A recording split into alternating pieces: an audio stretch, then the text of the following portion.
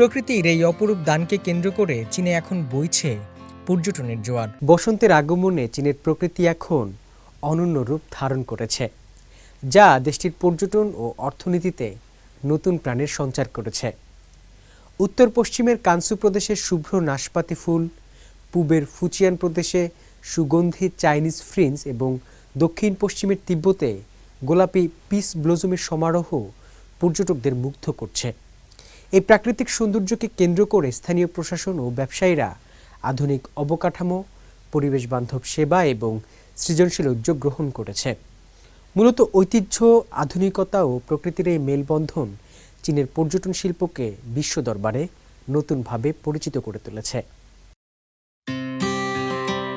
প্রকৃতির অমোঘ নিয়মে ঋতুরাজ বসন্তের আগমনে চীন এখন যেন এক জীবন্ত রূপকথা। উত্তর থেকে দক্ষিণ, পূর্ব থেকে পশ্চিম, বিশাল এই দেশটির প্রতিটি প্রান্ত এখন শিল্পীর তুলিতে একা এক বর্ণিল ক্যানভাস। কোথাও শুভ্র নাশপাতির ফুলের চাদর, কোথাও গোলাপি পিচ ব্লজম, আবার কোথাও চেরি ফুলের মায়াবী ঝর্ণা। প্রকৃতির এই অপরূপ দানকে কেন্দ্র করে চীনে এখন বইছে পর্যটনের জোয়ার, যা একসঙ্গে দেশটির অর্থনীতি ও জনজীবনে নিয়ে এসেছে নতুন এক প্রাণচাঞ্চল্য। উত্তর পশ্চিম চীনের কানসু প্রদেশের লিনশিয়া শহর এখন পর্যটকদের প্রধান গন্তব্য। এখানকার ঐতিহ্যবাহী নাশপাতি বাগানগুলোতে এখন ফুলের সমারোহ। পাহাড়ের ঢাল থেকে শুরু করে লোকালয়, সবই এখন সাদা ফুলের শুভ্রতা ঢাকা। স্থানীয় প্রশাসন এই প্রাকৃতিক সৌন্দর্যকে কাজে লাগিয়ে পর্যটন ব্যবস্থাকে করেছে আরও আধুনিক। সেখানে গড়ে তোলা হয়েছে পরিবেশ বান্ধব ডাইনিং এবং বিশ্রামাগার। প্রাচীন স্থাপত্যের মাঝে বসে দিগন্তজোড়া সাদা ফুলের সমারোহ দেখার এই সুযোগ মে মাস পর্যন্ত থাকবে বলে ধারণা করা হচ্ছে।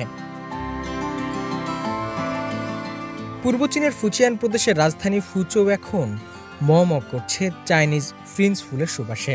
বিশেষ করে ঐতিহাসিক 3 লেসন অ্যান্ড 7 অ্যালিস এলাকায় এই ফুলকে কেন্দ্র করে শুরু হয়েছে বিশেষ সাংস্কৃতিক উৎসব। এখানকার ক্যাফেগুলো পর্যটকদের জন্য নিয়ে এসেছে অভিনব চমক। এই ফুলের থিম থেকে অনুপ্রাণিত হয়ে তারা তৈরি করেছে এপ্রিল নামক একটি 3D কার্টুন চরিত্র, যা ল্যাটে কফির উপরে ফুটিয়ে তোলা হয়। বড় বড় সাদা ফুলের গাছের নিচে বসে এই আধুনিক কফির স্বাদ নেওয়া পর্যটকদের কাছে এক অনন্য অভিজ্ঞতা হিসেবে ধরা দিয়েছে।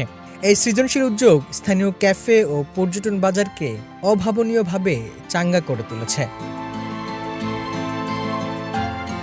দক্ষিণ পশ্চিম চীনের শিচাং স্বায়ত্তশাসিত অঞ্চলের ইয়ারলুং চাংবো অ্যান্ড গ্র্যান্ড ক্যানিয়ন এখন যেন এক স্বর্গপুরী। মেঘে ঢাকা বিশাল পাহাড়ের পাদদেশে হাজার হাজার পিচ গাছ গোলাপি ও সাদা ফুলে ভরে উঠেছে।